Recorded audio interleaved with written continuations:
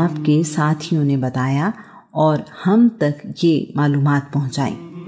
ابن سعد نے ایک بہت بڑی کتاب طبقات سعد کی صورت میں ترتیب دی۔ اس میں صرف رسول اللہ کی زندگی کے بارے میں ہی نہیں بلکہ آپ کے ساتھیوں کے بارے میں بھی ہمیں معلومات ملتی ہیں۔ عنوان: بزم کونین پہلے سجائی گئی۔ اللہ کریم نے جب دنیا بسانے کا ارادہ کیا تو آدم علیہ السلام کو پیدا کیا۔ اللہ کریم نے آدم کو ایک مٹھی خاک سے پیدا کیا جو تمام روئے زمین سے لی گئی۔ یہی وجہ ہے کہ انسانوں میں سفید بھی ہیں اور سیاہ بھی۔ اللہ کریم نے آدم کو اپنے ہاتھوں سے بنایا۔ آدم کو علم الاسماء عطا کیا، فرشتوں کے سامنے آدم کو پیش کیا اور کہا، میں زمین میں اپنا خلیفہ مقرر کرنے والا ہوں۔ فرشتوں نے کہا، یہ زمین پر فساد پھیلائے گا اور خون بہائے گا، ہم تیری تعریف کرتے ہیں اور پاکی بیان کرتے ہیں۔ اللہ کریم نے فرمایا، میں وہ جانتا ہوں جو تم نہیں جانتے، اور فرشتوں سے سوال کیا، ان چیزوں کے نام بتاؤ۔ وہ جواب نہ دے پائے۔ پھر وہی سوال آدم سے کیا تو انہوں نے تمام چیزوں کے نام بتا دیے۔ فرشتے کہنے لگے، ہمارے رب، تو ہم سے بہتر جانتا ہے۔ فرشتوں کو حکم دیا گیا کہ وہ آدم کو سجدہ کریں۔ سب فرشتوں نے آدم کو سجدہ کیا سوائے ابلیس کے۔ ابلیس نے سجدہ کرنے سے انکار کر دیا اور تکبر کیا۔ اللہ کریم نے ابلیس سے کہا، ابلیس، تجھے کس چیز نے اسے سجدہ کرنے سے روکا جسے میں نے اپنے ہاتھوں سے بنایا ہے؟ کیا تم تکبر کرتے ہو اور اپنے آپ کو بہت اعلیٰ سمجھتے ہو؟ ابلیس نے موازنہ کرتے ہوئے کہا، میں اس آدم سے بہتر ہوں، میں آگ سے بنا ہوا ہوں اور یہ آدم مٹی سے۔ اللہ کریم نے حکم دیا، تم یہاں سے نکل جاؤ، بے شک تم مردود ہو، قیامت کے دن تک میری طرف سے تم پر ملامت ہو۔ شیطان یعنی ابلیس کا نام عربی زبان میں حارس اور سریانی زبان میں عزازیل ہے۔ وہ بہت عبادت گزار تھا اور اس کے 4 پر تھے۔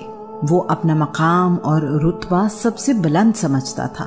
اسی خیال نے اسے غرور میں مبتلا کر دیا اور وہ گمراہ ہو گیا۔ ہدایت تو اللہ کریم کے فضل سے ملتی ہے۔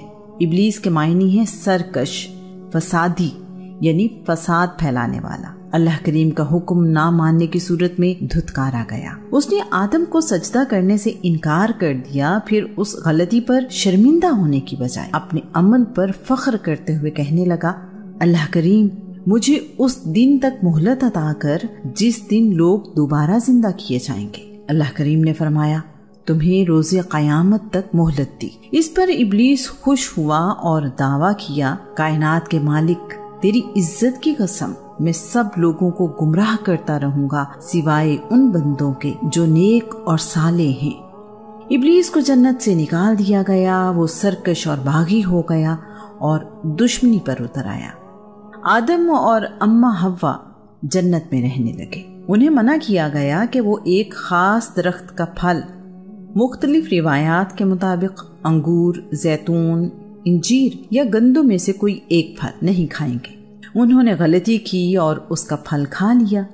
آدم اس غلطی پر اپنے رب سے معافی مانگتے رہے اور اللہ کریم کو راضی کرنے میں کامیاب ہو گئے۔ آدم اور اماں حوا کو زمین پر بھیج دیا گیا، اولاد عطا کی گئی اور یہ دنیا بسائی گئی۔ آدم کو سری لنکا اور حوا کو جدہ سعودی عرب میں اتارا گیا۔ ایک فرشتہ آدم کو راستہ بتاتے ہوئے جدہ لے کر گیا۔ یوں آدم اور حوا زمین پر آنے کے بعد ملے۔ دنیا میں آنے کے بعد آدم کی اولاد میں سب سے پہلے قابیل پیدا ہوا اور پھر حابیل، اور پھر اللہ کے نبی شیش پیدا ہوئے۔ قابیل نے اپنے بھائی حابیل کو قتل کر دیا اور سرکش ہو گیا۔ دنیا میں سب سے پہلے پیدا ہونے والا قابیل تھا اور سب سے پہلے مرنے والا حابیل۔ ہم سب آدم ہی کی اولاد ہیں۔ آدم کو ہدایت کے ساتھ نبی بنا کر دنیا میں بھیجا گیا۔ انسان کو سیدھی راہ پر چلنے کو کہا گیا۔ اس کی فطرت میں اچھائی اور برائی رکھ دی گئی۔ یہ اختیار انسان کے سپرد کر دیا گیا کہ وہ جس راہ کو اپنانا چاہے اپنائے۔ اچھائی کی صورت میں انعام اور برائی کی صورت میں سزا کا قانون بنایا گیا۔ اس کائنات کے مالک کو علم تھا کہ میرے بندے دونوں راہیں اختیار کریں گے۔ اس کا بھی انتظام کر دیا گیا کہ انہیں سیدھے راستے پر رہنے کا بار بار موقع دیا جائے۔ اللہ کریم چاہتا ہے کہ میرے بندے شیطان کے بہکاوے سے بچ جائیں۔ اللہ کریم اس کام کے لیے اپنے نبی اور رسول دنیا میں بھیجتا رہا ہے۔ اس سلسلے میں قریباً 1,24,000 نبی اور رسول بھیجے گئے۔ یہ مختلف زمانوں اور مختلف قوموں میں بھیجے جاتے رہے۔ ان کا زمانہ گزرنے کے بعد مزید نبی اور رسول آتے رہے۔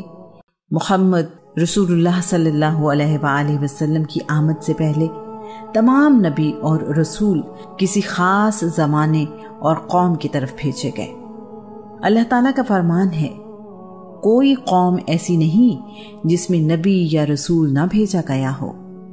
دنیا بسانے سے پہلے تمام انبیاء کی روحوں کو اکٹھا کیا گیا اور ان سے وعدہ لیا گیا، اگر تمہاری موجودگی میں دنیا میں کوئی دوسرا رسول آئے جو اس پیغام کی تائید کرتا ہو جو تم اپنے رب کی طرف سے لے کر آئے ہو تو اس کی مدد کرنا اور اس پر ایمان لانا۔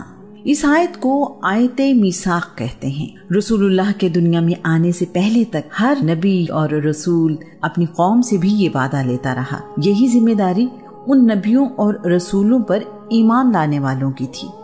آخری رسول محمد بن عبداللہ صلی اللہ علیہ وآلہ وسلم کے آنے کے بعد دین بھی مکمل ہو گیا اور نبیوں رسولوں کی آمد کا سلسلہ بھی۔ تمام رسولوں نے اللہ کریم کا پیغام انسانوں تک پہنچایا، انہیں نیکی کی نصیحت کی اور برائی سے بچنے کا حکم دیا۔ اس کام کی خاطر نبیوں نے بڑی سختیاں برداشت کی، یہاں تک کہ ان میں سے بعض کو قتل بھی کر دیا گیا۔ اللہ کریم نے اپنے آخری الہامی پیغام قرآن مجید کو تبدیلی سے بچانے کا بندوبست یوں کیا کہ اس کی حفاظت کی ذمہ داری خود لے لی۔ ساتھ ہی ساتھ رسول اللہ کی زندگی کے تمام پہلوؤں، اعمال، باتوں، احکام، عادتوں، معاملوں اور طریقوں کو بھی محفوظ رکھنے کا انتظام کیا۔ اللہ کے نبی آدم کی اولاد بڑھتی چلی گئی اور زمین کے مختلف حصوں پر آباد ہوتی رہی، اپنے لیے مختلف پیشے بھی ڈھونڈتی رہی۔ انسان کو ایک خدا کی عبادت کا حکم دیا گیا تھا۔ لوگ وقت گزرنے کے ساتھ ساتھ اپنے دین کو بھولتے رہے اور اس میں اپنی مرضی اور خواہش کے عقیدے شامل کرتے رہے۔ اللہ کریم اپنی حکمت سے بندوں کی رہنمائی کے لیے پیغمبر یعنی نبی اور رسول بھیجتا رہا۔ الہامی کتابیں اور صحیفے بھی اپنے پیغمبروں پر نازل کرتا رہا۔ اللہ کے نبی لوگوں کی ہدایت اور رہنمائی کرتے رہے۔ آدم علیہ السلام، شیس علیہ السلام، ادریس علیہ السلام، نوح علیہ السلام، لوط علیہ السلام، داؤد علیہ السلام، سلیمان علیہ السلام، ذوالقرنین علیہ السلام، ہود علیہ السلام، خضر علیہ السلام، صالح علیہ السلام، ابراہیم علیہ السلام، اسماعیل علیہ السلام، اسحاق علیہ السلام، الیاس علیہ السلام، یسع علیہ السلام، ایوب علیہ السلام، ذوالکفل علیہ السلام، یعقوب علیہ السلام، یوسف علیہ السلام، یونس علیہ السلام، زکریا علیہ السلام، یحییٰ علیہ السلام، شعیب علیہ السلام، موسیٰ علیہ السلام، ہارون علیہ السلام، عیسیٰ علیہ السلام اور محمد رسول اللہ صلی اللہ علیہ وآلہ وسلم کے نام انہی نبیوں اور رسولوں میں سے ہیں۔ قرآن مجید ان نبیوں کا ذکر کرتا ہے۔